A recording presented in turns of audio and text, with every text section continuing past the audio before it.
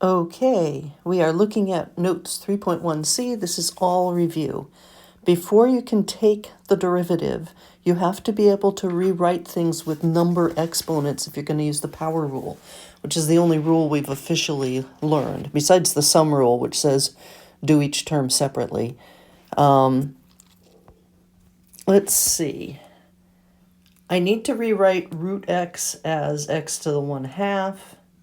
And I need to write 3 over x as x to the 3 times x to the -1. So let's just do that first.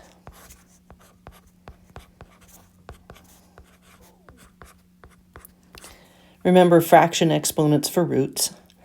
And then we just distribute the x to the 1. So this is x to the 1/2, which I'm going to write as 3/2. It's a lot easier to actually do the calculations if you have to do something else. What is x to the 1 times x to the -1? They cancel. Remember, x times over x cancels. So this is just the number 3.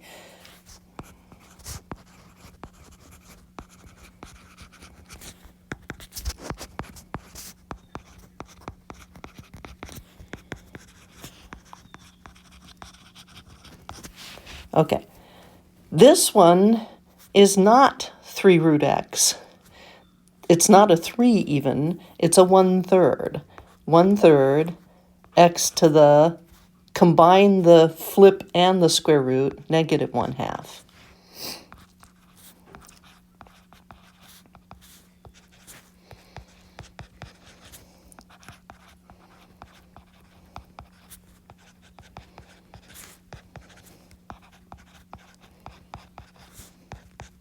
The 3 is not super glued to the x. So it's not a 3x to the -1/2. It's 3 in the denominator. All right. Distribute the third one first. Don't forget, this is, until we learn the chain rule, we're going to just have to do this out.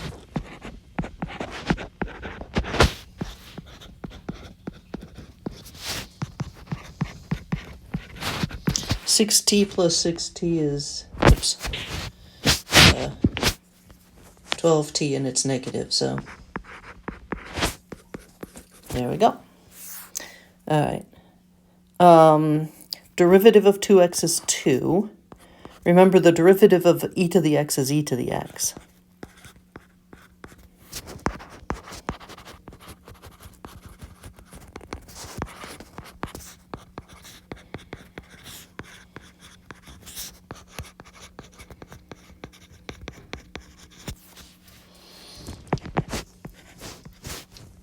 It's not a 3, it's a 1/3.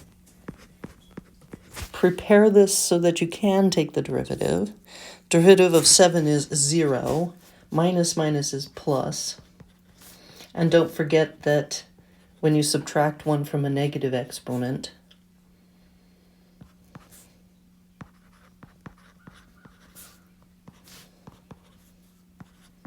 it gets even more negative.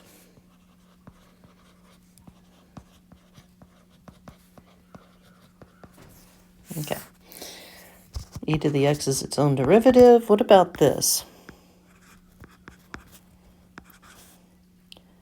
X to the cube root is thirds, and x to the 5/3. You should be able to put your finger over one part or the other and just say, oh, x to the 5, and cube root of x is x to the 1/3. Okay, pop the exponent down. -3 times 5/3 is -5. Subtract 1, not 1/3.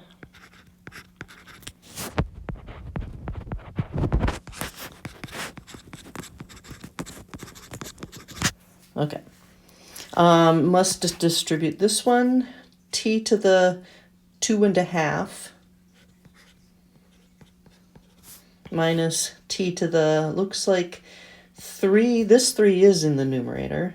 T squared over t cubed is t to the -1. So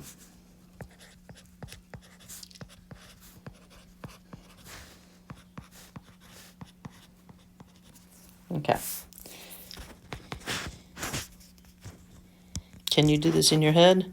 T squared, 4t and 4t is 8t, and then 4 squared. So notice that I like to write the original. If I'm simplifying, I do it in line with the original, if at all possible. That way, when I'm taking the derivative, I'm actually taking the derivative.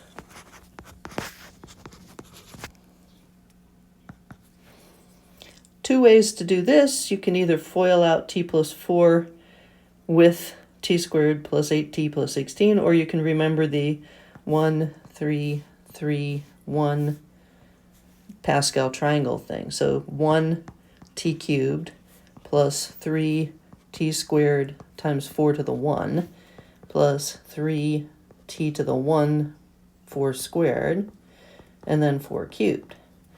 So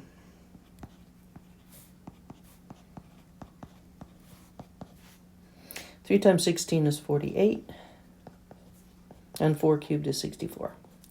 So h prime is 3t squared plus 24t plus 48. Okay, going on. This is just a reminder that average rate of change has nothing to do with derivatives.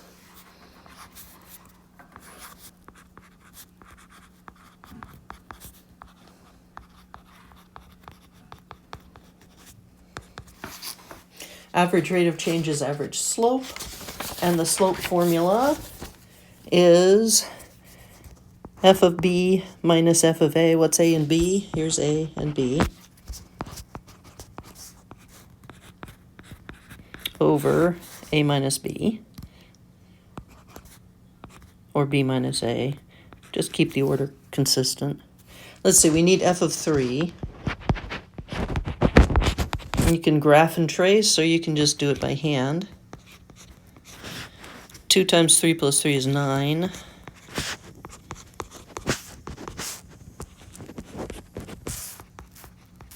$20 and 1/4 plus 5 is 25 and 1/4.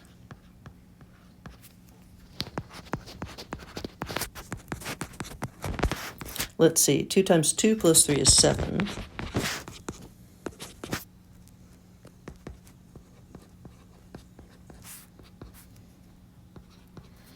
Okay, 49/4 is 12 and 1/4, plus 5 is 17 and 1/4. I don't have my calculator, so that's what I'm doing here.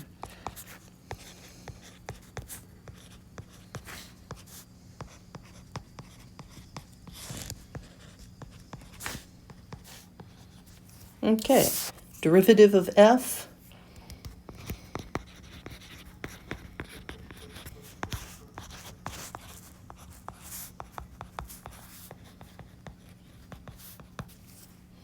Till we get the chain rule, which allows us to deal with things squared, we have to do multiply out 2x plus 3 squared.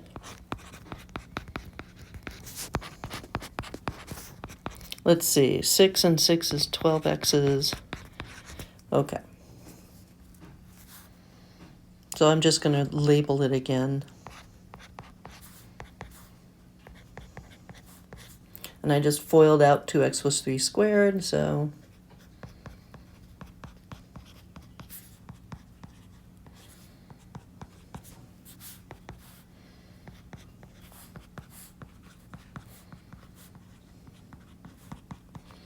yeah, I could do 5 9/4 plus 5, but I don't really care because they're about to just both disappear. Because the derivative of all constants is 0. Okay, instantaneous rate of change, that is the derivative.